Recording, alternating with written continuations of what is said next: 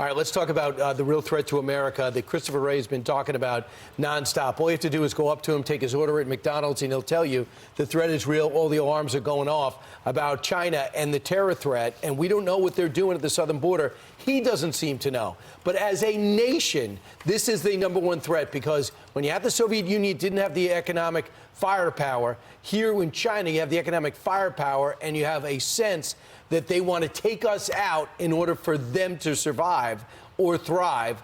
Listen to him yesterday.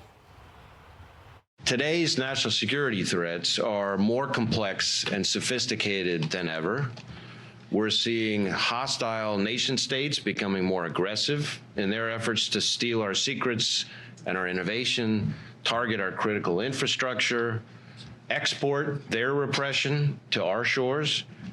And front and center is China, the defining threat of our generation. To put it simply, the CCP is throwing its whole government at undermining the security and economy of the rule of law world. Through TikTok, through fentanyl, through their military, through harassing of the Philippines, to alarming Japan. It's time for a wholehearted response. South Korea.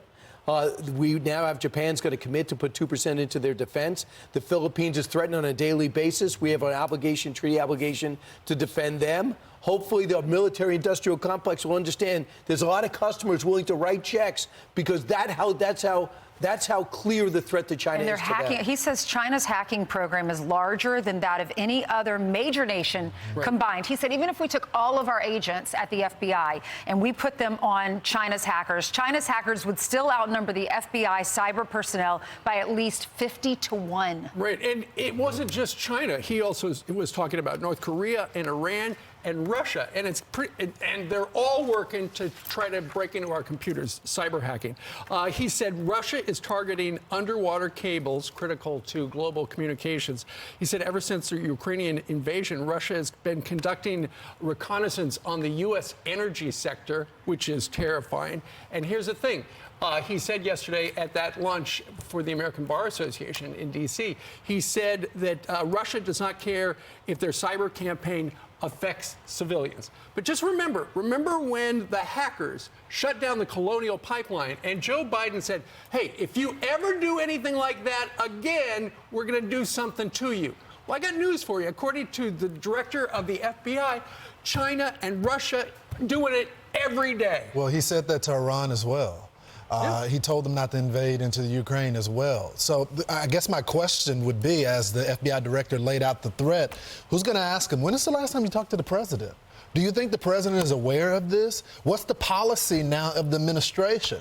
Because you're saying one thing, but the president of the United States, as well as all of his allies, the White House press secretary, says that the greatest threat is white supremacy.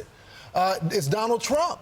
It's about them, Donald Trump saying that he's going to overturn the election. Like, we keep hearing one thing from the people that are supposed to keep us safe, and we're hearing something different from the administration. We have all these Chinese nationals going across our border, and he said yesterday, too, that China's recruiting human sources to target our businesses, using insiders to steal the same kinds of innovation and data that their hackers are targeting. So right now they say that President Biden says the greatest threat to democracy is Donald Trump, but the FBI director says it is China, and China is following Russia's lead and trying to use AI and bots in order to influence our elections coming up, and our thought, and divide America on race, ethnicity, gender. They can play us, and they're playing the hits right now.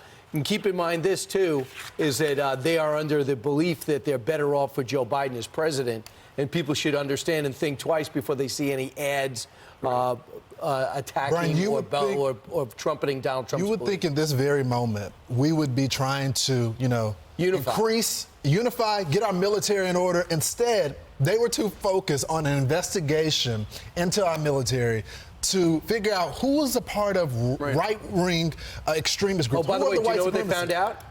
There was none. It doesn't exist. Michael Waltz came out and says they put it out on a Friday that their investigation yielded there was no insertion of white supremacy in our military. So as the FBI director essentially sounds a clarion call about all these foreign adversaries and these terrorist groups trying to destroy us each and every day, after the lunch, he was asked questions. They opened it up for Q&A. And he was asked about, well, you know, the House of Representatives wants to cut $500 million from the FBI budget. And he responded, well, China ain't cutting their budget. And then he went on to list all the people who are trying to blow us up every day. I'm Steve Doocy. I'm Brian Kilmeade. And I'm Ainsley Earhart. And click here to subscribe to the Fox News YouTube page to catch our hottest interviews and most compelling analysis.